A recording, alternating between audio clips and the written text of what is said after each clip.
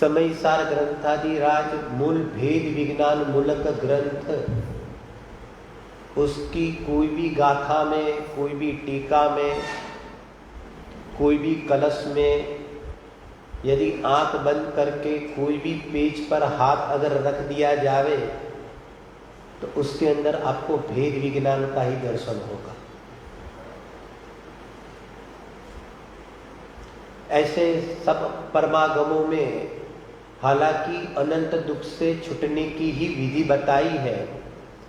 जिनागम के हर वचन अनंत दुख से छुटने के लिए ही होता है, लेकिन वो भेद विज्ञान की प्रक्रिया, भेद विज्ञान की विधि से छूटता है।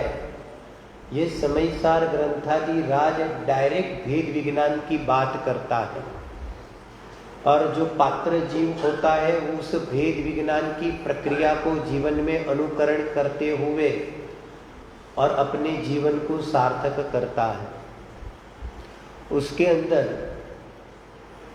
यहाँ पर समयसार ग्रंथादिराज के अंदर एक प्रश्न हम पूछते हैं कि समयसार ग्रंथादिराज में किसकी चर्चा आई है।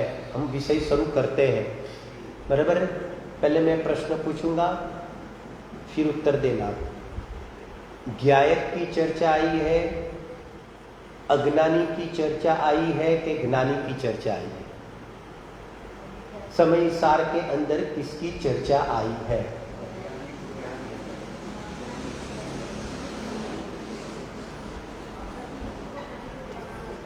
हाँ, और किसी को कुछ कहना है? समयसार ग्रंथादिराज में किसकी चर्चा आई है? ज्ञायक की चर्चा है, अज्ञानी की चर्चा है कि ज्ञानी की चर्चा है? नहीं, हाँ, वो मेरी चर्चा वाला शब्द थोड़ा गौण करना अब तो, क्योंकि स्टडी चलेगी यहाँ पर, बराबर है कहने का मतलब। तो अब देखना, समयसार ग्रंथादिराज के अंदर ज्ञायक की चर्चा भी है, अज्ञानी की चर्चा भी है और ज्ञानी की भी चर्चा है। क्योंकि जैसे अभी एक बहन ने कहा ना कि अप्रतिबुद्ध को प्रतिबुद्ध बनाना है अज्ञानी, बराबर है। तो अज्ञानी को जब ज्ञानी बनाना होगा तो अज्ञानी को अज्ञानी का अज्ञान भी तो बताना पड़ेगा। तो अज्ञानी को अज्ञानी का अज्ञान भी इस ही समयसार ग्रंथादिराज की कुछ गाथाओं में बताया है। और फिर वो अज्ञानी किस प्रकार से ज्ञानी होगा, किसके अवलंबन से ज्ञानी होगा, तो ऐसे ज्ञायक स्वभाव को भी तो बताना पड़ेगा। तो समयसार ग्रंथादिराज के अंदर ज्ञायक की भी चर्चा बताएंगे। और अब जब ज्ञायक का अवलंबन लेने पर जब वो ज्ञानी भाव रूप से परिणमन करता है, ज्ञान भाव रूप से परिणमन करता है, तो ज्ञानी का ज्ञान क्या कार्य करता है उसकी भी तो चर्चा आएगी। तो कहते हैं कि वो ज्ञानी की भी चर्चा है। हम जब गाथाओं के अंदर हम देखते हैं समयसार के अंदर, जरा थोड़ा समझना, एक हम सामान्य भूमिका समयसार की बनाएंगे। इसके बाद हमें जो विषय लेना है यहाँ पर स्वाध्याय में परिशिष्ट, तो क्या परिशिष्ट की भूमिका बनाएंगे। और फिर लास्ट में जो परिशिष्ट में जो विषय चलना है तो क्या वो उसके बीच में भी एक भूमिका बनाएंगे। ऐसे 3 भूमिका चलेगी। समझना कैसे पूरा विषय चलता है। तो यहाँ पर कहते हैं कि हम समयसार ग्रंथादिराज के अंदर हम जब जाग के देखते हैं तो आचार्य देव ने जैसे चौथी गाथा है तो उसके अंदर ये अनादि काल से क्यों रखड़ रहा है, तो उसकी भी चर्चा बताई। उसके बाद आप अजीव अधिकार में चले जाओगे तो अनेक प्रकार की ये मिथ्या दृष्टि अज्ञानी की किस प्रकार से मान्यता है, तो वहां पर भी अज्ञानी का अज्ञान सिद्ध किया। 19 नंबर की गाथा के अंदर तो उसके लक्षण ही बता दिए कि अज्ञानी का लक्षण क्या, कब तक वो अप्रतिबुद्ध रहेगा, जब तक ये कर्म नौ कर्म में अपनापन करेगा तब तक वो अप्रतिबद्ध रहेगा। इस प्रकार से अगनानी की मुख्यता से वहां पर वो गाथा बताई है। तो इस प्रकार से कई कई जगहों पर और भी कई सारी जगह सामान्य सामान्य बताते हैं। तो कहते हैं कि अगनानी का अगनान इस प्रकार से डायरेक्ट वो गाथा अगनानी को ही दर्शाने वाली बताई है। जब ज्ञायक स्वभाव की जब चर्चा आई तो डायरेक्ट ज्ञायक स्वभाव की जब बात करते हैं, जो शुद्धनी का जो विषय है, परम शुद्ध निश्चयनी का विषय है, जैसे कि हम छठवीं गाथा में चले जाएंगे, जो प्रमत भी नहीं है अप्रमत भी नहीं है, जो एक ज्ञायक भाव है। तो क्योंकि छठवीं गाथा में सीधे ज्ञायक की चर्चा करेंगे। फिर टीका में और भी बात है, उसको थोड़ा गौण करो। 320 नंबर की गाथा में चले जाएंगे तो नथी आकारक और नथी अवेदक, जेम नेत्र तेमज ज्ञान नथी कारक नथी वेदक, अरे जाने ज कर्मोदय निर्द्रा बंध तेमज मोक्ष ने। तो वहां पर भी क्या बताया, तो क्योंकि वहां पर भी जो अकारक अवेदक अपना जो मूल स्वभाव है, मूल आत्मा, मूल जीव द्रव्य, तो कहते हैं कि ऐसे ज्ञायक भाव की चर्चा 320 नंबर की गाथा में बताई। फिर उसकी जो दूसरी गाथा के अंदर भी उसकी चर्चा बता देंगे डायरेक्ट। जैसे आप 13वें नंबर की गाथा में चले जाओगे तो उसके अंदर भी यहाँ पर कहते हैं कि ये शुद्ध नहीं द्वारा ये चैतन्य ज्योति की मुलाकात मिलेगी। 14वीं गाथा में चले जाओगे तो वहाँ पर भी अबद्ध स्पर्श स्वभावी भगवान आत्मा की चर्चा मिलेगी। 15वीं गाथा में चले जाओगे तो सम्यक ज्ञान की है गाथा, तो वहां पर भी उसको ही उदित किया है। अंदर में पूरा झांक कर देखेंगे तो वो बाहर निकलेगा, ऐसा है उसमें भी। तो ऐसे दिखते हैं। तो यहाँ पर कहते हैं कि कुछ गाथाएं तो ऐसी है कि जिसके अंदर ज्ञायक की चर्चा आई हुई। ये मैं क्यों भूमिका बना रहा हूँ मालूम है आपको, क्योंकि उसके पीछे की भूमिका मुझे बनानी है, इसलिए वर्तमान में ये भूमिका बन रहा हूँ। ये सब याद रखना, बराबर है। फिर मैं वापिस यही प्रश्न जब हमारा विषय चालू होगा तब वापिस मैं यही प्रश्न पूछूंगा, तब आपको जवाब देना है कि यहाँ पर किसकी चर्चा आएगी। इसलिए थोड़ा आप मतलब के साथ में चलना। अब आप समय सार की शैली में चले जाओगे तो समय सार की शैलियों में ज्यादा करके अधिकारों में क्या व्यवस्था बताई है कि उसके अंदर ज्ञानी और अज्ञानी की तुलना बताई है।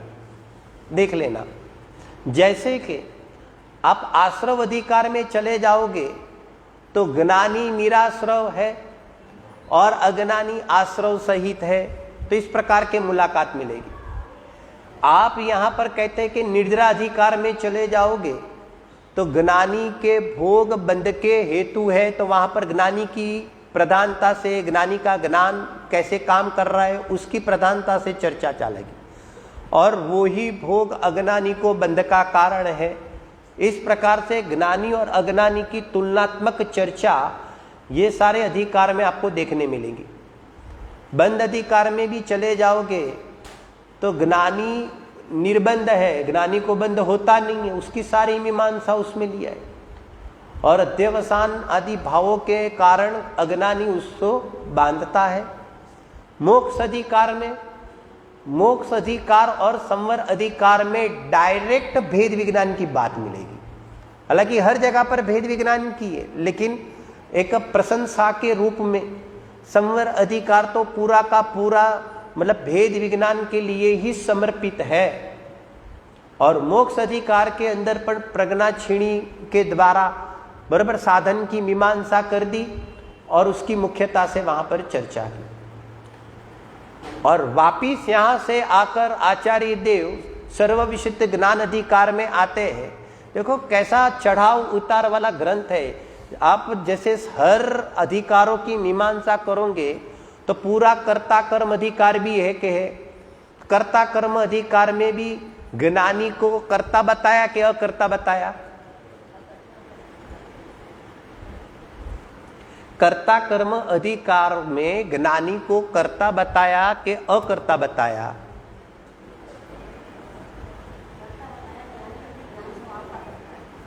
बहुत बढ़िया, बहुत, क्योंकि अधिकार का नाम ही है ना। अधिकार का नाम क्या है? कर्ता कर्म। तो फिर कर्ता का कर्म की मीमांसा होगी, तो कर्ता के कर्म की मीमांसा होगी तो अज्ञानी का भी कर्ता का कर्म क्या और ज्ञानी का भी कर्ता का कर्म क्या। तो क्योंकि वहां पर दोनों बात बताई है। वो डायरेक्ट अकर्ता वाली बात साइलेंट है, आप समझ गए। अकर्ता वाली बात जब सम्यक दर्शन के विषय की बात आती है तब उसकी प्रधानता से उसकी चर्चा होती है। लेकिन यहां पर ज्ञानी का कर्ता का कर्म क्या है, निर्मल पर्याय सादी भाषा में, बराबर है कि नहीं। तो उस प्रकार से कर्ता कर्म की पूरी मीमांसा अज्ञानी और ज्ञानी की तुलनात्मक विवेचन के रूप में वहां पर बताई। और गजब की बात यह है कि पूरा कर्ता कर्म अधिकार की चर्चा होने के बाद वापिस दोबारा सर्वविशुद्ध अधिकार में भी क्या बताया, तो गजब है, शुरू के अंदर परद्रव्य के कर्तृत्व पने का निषेध बताया। देखो तो सही, ये पूरा पढ़ते हुए आने के बाद भी थोड़ा सा समय सार की शैली समझना, आचार्य देव की करुणा बुद्धि समझना। एक बाजू यहां से चलते आए हुए रागादि भावों का अकर्ता बताकर जब लेकर जाते हैं तो वापिस सर्वविशिष्ट ज्ञान अधिकार के अंदर आचार्य देव पर द्रव्य के कर्तृत्व को छुड़ाते हैं। वापिस दोबारा याद कराया, थोड़ा सा ध्यान देना, बराबर ना। तो यहां पर ऐसा क्यों किया, क्योंकि ऐसा इसलिए किया है कि अनादि के संस्कार है और अनादि के संस्कार है, अन्य मत के साथ उसका निराकरण भी करना है। अन्य मत वहां बैठा नहीं है, अन्य मत यहां ही बैठा हुआ है। तो कहते हैं कि वो सर्वविशिष्ट ज्ञान अधिकार के अंदर भी कहीं कोई भूल न रह जावे, इसलिए दोबारा यहां पर कर्ता कर्म की विशेष रूप से मीमांसा करते हुए पूरा अधिकार सर्वविशिष्ट अधिकार को इसके अंदर समर्पित किया है। इस प्रकार से कुल देखते हैं जीव अजीव अधिकार, फिर कर्ता कर्म अधिकार, पुण्य पाप अधिकार, आश्रव अधिकार, फिर संवर अधिकार, निर्जरा अधिकार, बंध अधिकार, मोक्ष अधिकार, सर्व विशुद्ध ज्ञान अधिकार। इस प्रकार से आचार्य भगवान ने कुल मिलाकर उसमें अज्ञानी का अज्ञान भाव भी सिद्ध किया।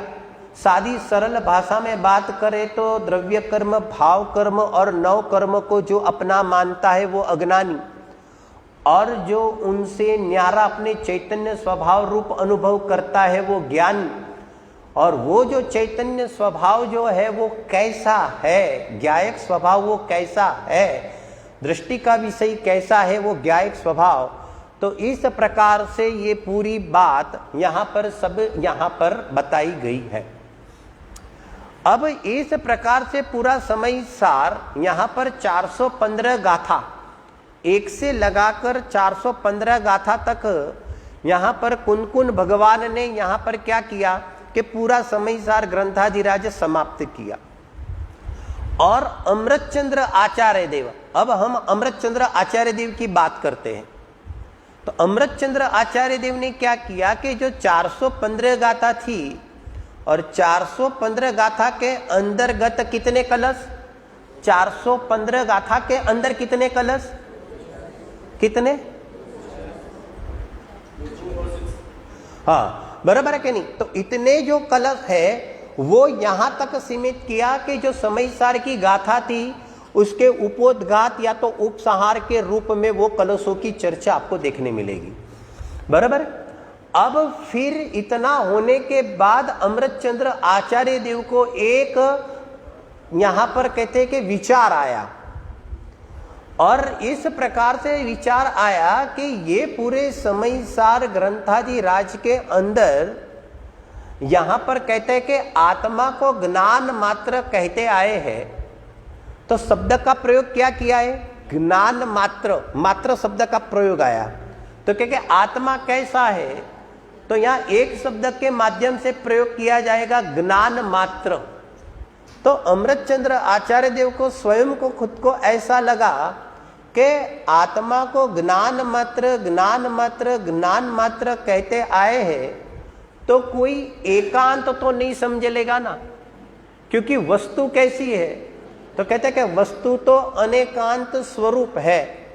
और ये जो ज्ञान मात्र शब्द का जो प्रयोग किया जाता है तो उसके अंदर तो एकांत का क्या आ जाता है, एकांत की गंध आ जाती है।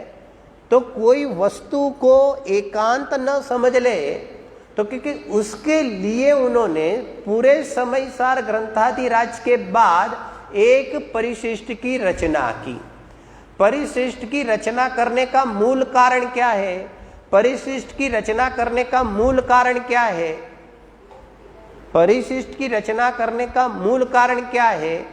एक एकांत का निराकरण करने के लिए परिशिष्ट की रचना की।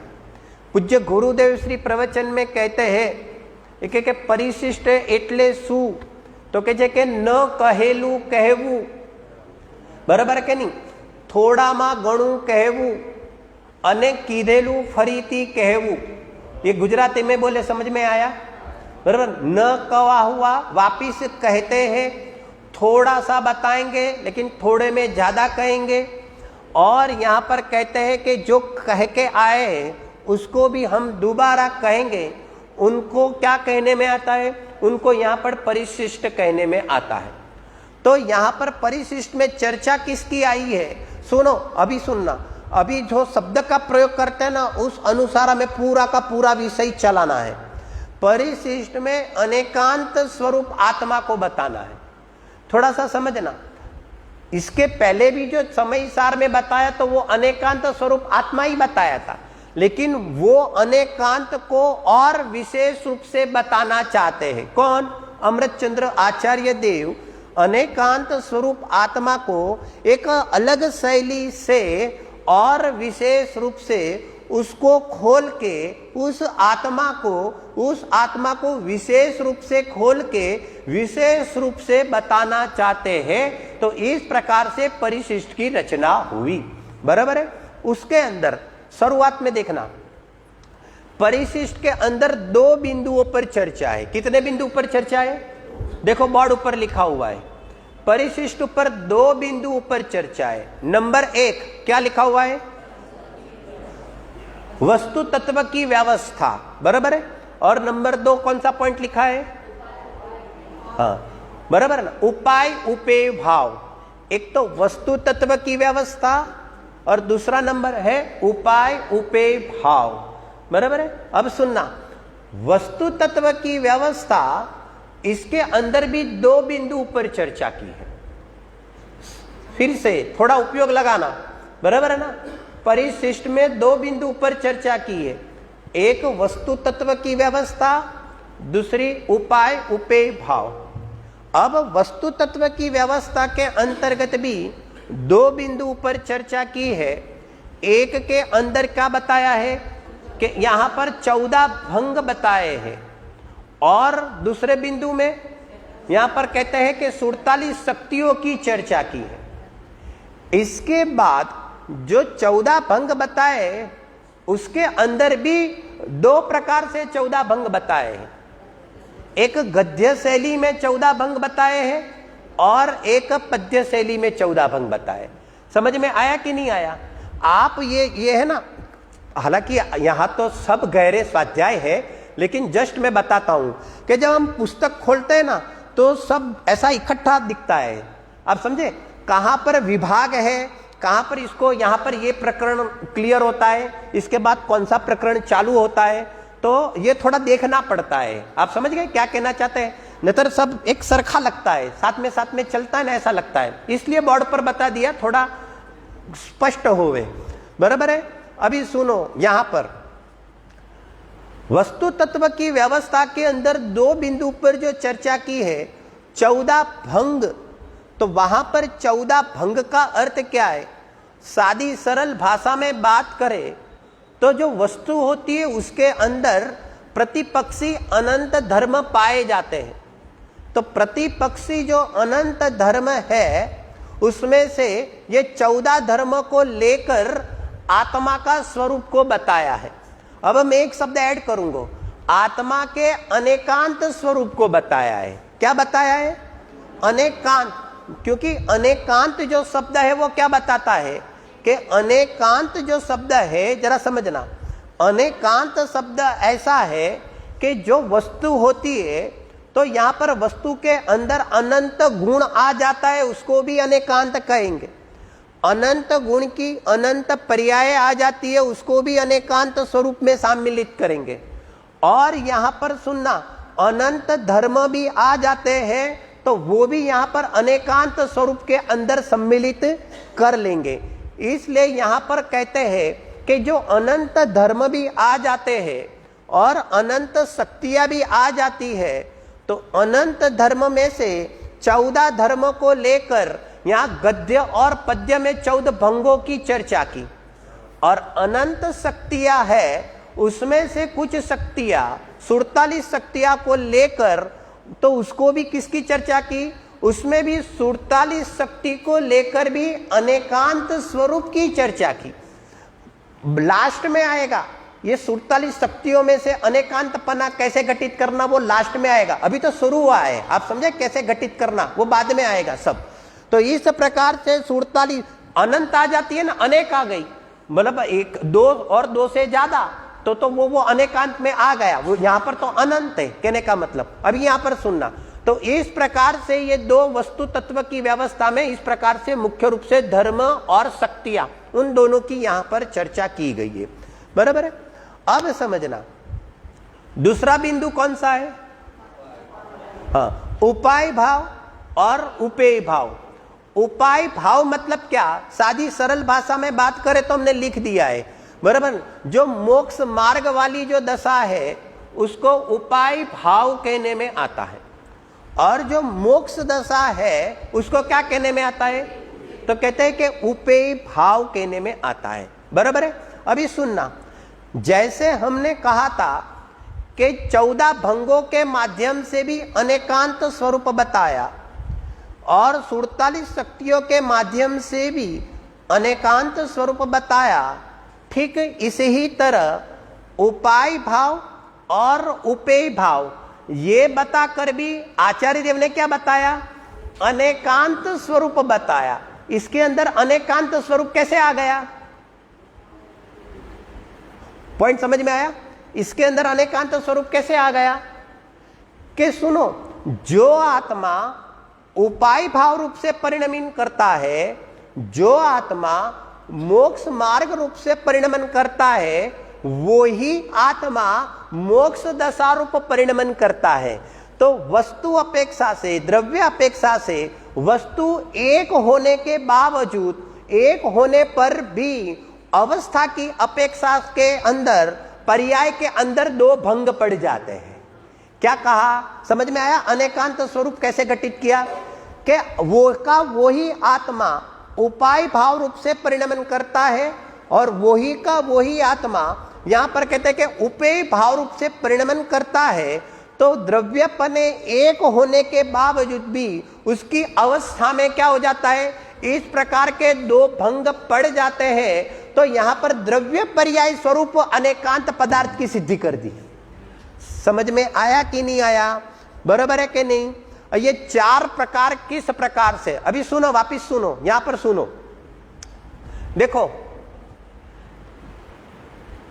आत्मा का प्रयोजन क्या, ये अमृत चंद्र आचार्य देव ने क्यों परिशिष्ट में इस प्रकार की रचना की, इसकी बात करते हैं सार रूप में। सुनना, आत्मा का प्रयोजन क्या है, आत्मा का प्रयोजन क्या है, सुनो, एक शब्द और लगा दो, आत्मा का प्रयोजन पूर्ण सुखी होना है। क्योंकि लिखा ना पूर्ण सुखी, मोक्ष दशा बतानी है ना, बराबर है कि नहीं? तो आत्मा का प्रयोजन क्या है, तो क्या आत्मा का प्रयोजन है पूर्ण सुखी होना। और पूर्ण सुख अवस्था कहां पर है, तो क्या मोक्ष दशा में पूर्ण सुख अवस्था है। इसलिए आचार्य देव ने यहां पर उपेय भाव की चर्चा की। अब वो जो परिपूर्ण सुख का कारण क्या है, तो क्या परिपूर्ण सुख का कारण उसका उपाय भाव है। जरा अभी ये शैली से समझना, बराबर है कि नहीं? तो आचार्य देव ने क्या कर दिया कि उपेय भाव के साथ किसकी चर्चा की, उपाय भाव की चर्चा की, बराबर है कि नहीं? परिपूर्ण सुख अवस्था मोक्ष दशा, और उसका कारण क्या है, एक एक रत्नत्रय चलती भाषा में मोक्ष मार्ग, बराबर है? तो यहां पर कहते हैं कि उसके कारण के रूप में उपाय भाव की चर्चा की। अब उपेय भाव और उपाय भाव की जो चर्चा की, तो यहां पर कहते हैं कि मोक्ष मार्ग उसका कारण है। तो यहां पर कहते हैं कि सम्यक दर्शन की प्राप्ति कैसे होगी। तो सुनो, अभी उसकी सिस्टम समझो। मैं परिशिष्ट के आधार से जवाब दूंगा। परिशिष्ट में जो विषय आए ना, तो मैं लैंग्वेज वो यूज करता हूं, आप समझे, क्योंकि जवाब अनेक प्रकार के होते हैं। हमें यहां पर वो जवाब चाहिए जो टॉपिक चल रहा है, बराबर है कि नहीं। सुनना, अब जो सम्यक दर्शन की जो प्राप्ति होती है तो वो कैसे होती है, तो सुनो, वस्तु के बंधारण को समझने पर होती है। ये शब्द प्रयोग पहले लिखो आप। ज्ञायक, डायरेक्ट ज्ञायक ऊपर मत पहुंचो। अभी आप समझे, पहले ये अनेकांत स्वरूप पदार्थ किस प्रकार से अमृतचंद्र आचार्य देव हमें बताते हैं, आप समझे कहने का मतलब। तो आचार्य देव, अमृतचंद्र देव का क्या कहना है कि अगर तुमको, आपको यहां पर परिपूर्ण सुखी होना है तो यहां कहते हैं कि मोक्ष मार्ग रूपी कारण का सेवन करना पड़ेगा। और वो जो मोक्ष मार्ग जो प्रकट होता है, तो के पदार्थ के ज्ञान से मोक्ष मार्ग प्रकट होता है। और वो जो पदार्थ का जो ज्ञान होता है, इसको यहां पर कहते हैं कि वस्तु का बंधारण। तो वस्तु के बंधारण को समझना पड़ेगा, और वस्तु के बंधारण को समझेंगे तो वस्तु कैसी है, तो वस्तु के अंदर अनंत धर्म भी आ जाते हैं, अनंत शक्तियां भी आ जाती है, अनंत शक्तियों की अनंत पर्याय भी आ जाती है। तो यहाँ कुल मिलाकर पूरी जो वस्तु है वो पूरी की पूरी भरी हुई है।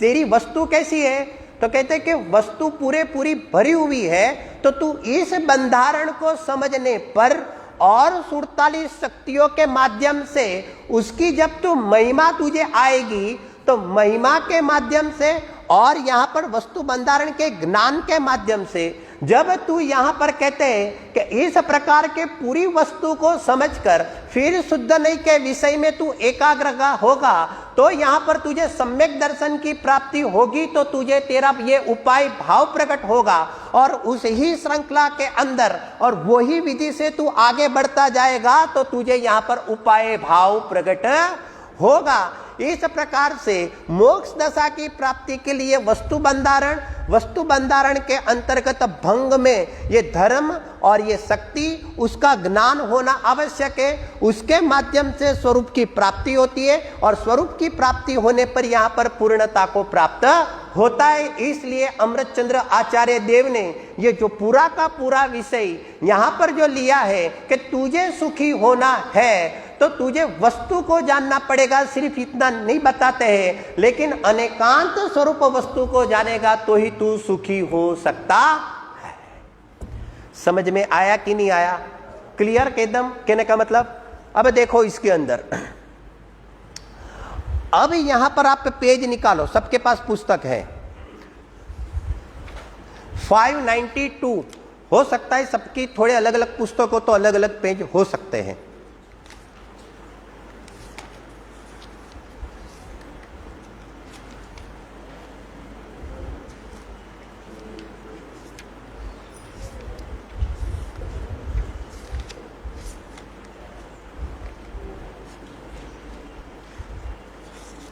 हाँ, मिला भाई सबको?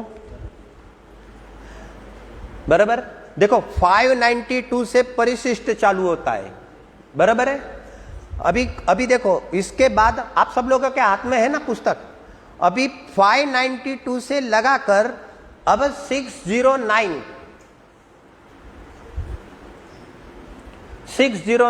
पेज नंबर 609, उसके अंदर एक लिटी आई है काउंस के अंदर। यहां आचार्य देव अनेकांत के संबंध में विशेष चर्चा करते हैं।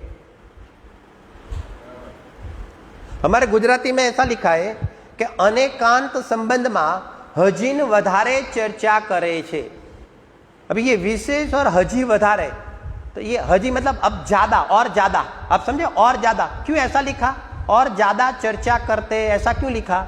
पहले तो सबको पेज मिला, पेज नंबर मिला, हमें लिटी टू लिटी चलना है। हाँ, इसके अंदर देखो 609। हाँ, बहुत बढ़िया, बराबर है। हाँ देखो, ये मिला सबको।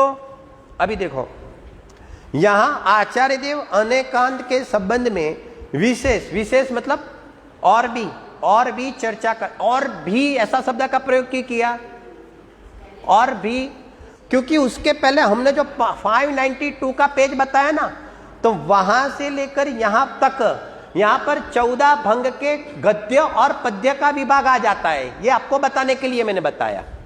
समझ में आया क्या कहना चाहते हैं? सब लोग साथ में चलते हैं। परिशिष्ट पर ना स्वाध्याय चलने वाले हैं, और परिशिष्ट के अंदर यहां पर 2 बिंदु पर चर्चा की है, लेकिन अभी सुनो 2 बिंदुओं की चर्चा की। इसमें जो वस्तु तत्व की जो व्यवस्था है, उसके अंदर जो 2 बिंदु पर चर्चा है, उसमें बीच में वाला ये पेज, उन दोनों के बीच में वाला पेज ऊपर अपनी चर्चा होने वाली है। क्या कहना चाहता हूं? और सरल एक तो 14 भंग, सुनो यहां पर सुनो, 14 भंग का एक प्रकरण है, इसको हम टच नहीं करने वाले हैं। पहले तो ये समझ लो, बराबर है? गद्य विभाग और पद्य विभाग, बराबर ना? तो कहते हैं कि गद्य विभाग और पद्य विभाग वाला जो पॉइंट है यहां पर स्वाध्याय में, इसको टच नहीं करने वाले हैं, बराबर है? उसका कोई विषय आने वाला है अपने प्रकरण में, उसका कोई टॉपिक छेड़ेंगे, लेकिन यहां पर कुछ नहीं छेड़ेंगे। उसके बाद क्या चालू होता है? उसके बाद 47 शक्ति का प्रकरण चालू होता है। लेकिन 47 शक्ति के पहले मैं ये बताना चाहता हूं, 47 शक्तियां जो आचार्य देव चालू कर रहे हैं, उसके पहले 5 प्रश्न उत्तर है। वो 5 प्रश्न उत्तर पर अपना यहां पर स्वाध्याय चलने वाला है। समझ में आया? बरोबर है? अभी सबको ख्याल में आया? इसलिए यहां पर आचार्य देव अनेकांत के संबंध में विशेष चर्चा करते हैं। तो आगे हम भंगों की चर्चा करते आए हुए हैं, लेकिन अमृतचंद्र आचार्य देव को अब शक्तियों के बारे में बताना है, इसलिए वो अब शक्तियों का प्रकरण शुरू कर रहे हैं। लेकिन शक्तियों का प्रकरण शुरू करने के पहले यहां पर कुछ प्रश्न उत्तर रखे गए हैं, और वो जो कुछ प्रश्न उत्तर रखे गए हैं उसके अंदर इसको कहेंगे, एक नाम हम देते हैं 47 शक्ति की भूमिका। इसको क्या नाम देंगे? इसको कहेंगे हम 47 शक्ति की भूमिका, उस पर हम चर्चा करेंगे। समझ में आया? दूसरे शब्दों में बात करेंगे तो इसके अंदर ये 5 प्रश्न उत्तर है ना, उसके अंदर देखा जावे तो आचार्य देव का प्रवचन सार का ज्ञेय तत्व प्रज्ञापन इसके अंदर छुपा हुआ है। क्या छुपा हुआ है? आचार्य देव के प्रवचन सार जी का यहां पर ज्ञेय तत्व प्रज्ञापन भी यहां पर क्या है? एक छुपा हुआ है। लेकिन गजब की निराली बात यह है कि ज्ञेय तत्व प्रज्ञापन तो बंधारण को बताएगा, और उसके अंदर अमृतचंद्र आचार्य देव ने क्या किया है? इसके अंदर यहां पर अमृतचंद्र आचार्य देव ने आनंद की बारिश कर दी है। क्या कर दी है? आनंद की बारिश कर दी है। समझ में आया? वस्तु बंधारण के अंदर आनंद की बारिश कैसे कर दी है, वो प्रकरण चलेगा तब आपको पता चलेगा। समझ में आया कैसे प्रकरण चल रहा है? अभी देखो आगे, अभी देखो। अब प्रश्न, सबसे पहला प्रश्न, आत्मा अनेकांतमयी है, फिर भी यहां उसका ज्ञान मात्रता से क्यों व्यपदेश, मतलब के कथन नाम किया जाता है? ये प्रश्न उसको सरल थोड़ा काउंस में लिया है। यद्यपि आत्मा अनंत धर्म युक्त है, तथापि उसे ज्ञान रूप से क्यों कहा जाता है? ज्ञान मात्र कहने से तो अन्य धर्मों का निषेध समझा जाता है। प्रश्नकार का प्रश्न समझ में आया? प्रश्नकार का प्रश्न क्या है कि यहां पर कहते कि आत्मा अनेकांतमयी है, अनेकांत स्वरूप है, तो फिर इसको ज्ञान मात्र से कथन क्यों किया जाता है? क्यों इसको ऐसा प्रश्न क्यों उत्पन्न हुआ? इसको ऐसा प्रश्न क्यों उत्पन्न हुआ? क्योंकि उसको ऐसा लगा कि आत्मा को ज्ञान मात्र कहने पर क्या हो गया? एकांत हो गया। इसको ऐसा क्यों लिया? इसको ऐसा क्यों लगा? क्योंकि सिर्फ ज्ञान की बात की आपने, ज्ञान मात्र कह के किसकी बात की? सिर्फ ज्ञान की बात की, तो ये अकेला ज्ञान तो है ही नहीं। तो फिर यहां पर कहते हैं कि ज्ञान मात्र शब्द का प्रयोग क्यों किया है? ये शिष्य का प्रश्न है। समझ में आया कि नहीं आया? अब सुनना। पूछे गुरुदेव श्री के प्रवचन में यहां पर खुलासा करते हैं कि यदि, सुनो, यहां पर कहते हैं कि यदि आत्मा को ज्ञान मात्र कहते हैं, लेकिन ज्ञान मात्र कहने के बावजूद भी उसके अंदर एकांत नहीं आता है, लेकिन अनेकांत ही आता है। क्योंकि ज्ञान मात्र कहने से, सुनना, तो मात्र शब्द इसलिए प्रयोग किया कि मात्र कहने से यहां पर संयोग में रहा हुआ जो शरीर है उसका तो निषेध आ जाता है, अवस्था में रहा हुआ विकार है उसका तो निषेध आ ही जाता है, लेकिन आत्मा के साथ, आत्मा के अंदर रहने वाले ज्ञान, उसके साथ रहने वाले सुख, चारित्र, वीर्य इत्यादि वगैरह गुणों का निषेध आता नहीं है। और अन्य गुणों का निषेध नहीं आने के कारण भले हम ज्ञान मात्र कहते हैं, लेकिन ज्ञान मात्र शब्द का प्रयोग करने के बाद भी आत्मा को हम अनेकांत स्वरूप ही बताते हैं। समझ में आया कि नहीं आया? जैसे हम शादी में जाते हैं ना, शादी में जाते हैं तो अपने घर पे, जिसके घर पे शादी होती है तो कार्ड देते हैं, कार्ड, बराबर है। अब क्या होता है कि आप आना ऐसा लिख दिया, बराबर है ना। अभी क्या होता है मतलब में, कभी कभी आप है ना एक वचन में भी होता है और बहुवचन में भी होता है कि नहीं होता है, बराबर है कि नहीं? कहने का मतलब कभी कभी ऐसा समझ लेते हैं हम कि आप आना। अब आप मुझे ये बताओ कि भाई साहब ने तो अपने को कह दिया कि भाई आप आना, तो अब जब शादी का दिन होता है तो क्या करते हैं, बगल में जो हमारे रहते हैं ना पड़ोसी, उसकी भी बेल बजाते हैं और बेल बजा के उसको भी तैयार करते हैं शादी में ले जाने के लिए। करते हैं कि नहीं करते? नहीं करते हैं। क्यों नहीं करते हैं? अरे नहीं, क्यों नहीं करते? सिंपल सिंपल है, बराबर, सिंपल सिंपल है, बराबर है कि नहीं? बराबर है कि नहीं? बराबर। क्योंकि वो आप में आते हैं कि नहीं आते? हमारे बगल वाले, बाजू वाले पड़ोसी बहुत अच्छा रिश्ता हो तो भी, तो क्या वो आप में नहीं आते हैं, बराबर है। अच्छा, हमारे घर में है ना जो नौकर वगैरह रहता है ना, घरगाटी, घरगाटी मतलब समझते हैं, जो 24 घंटा हमारे साथ रहता है उसको गुजराती में कहते हैं घरगाटी। समझ में आया? बराबर है। तो अब वो हमारे साथ कितने टाइम रहता है? 24 घंटा रहता है। कितने टाइम रहता है मतलब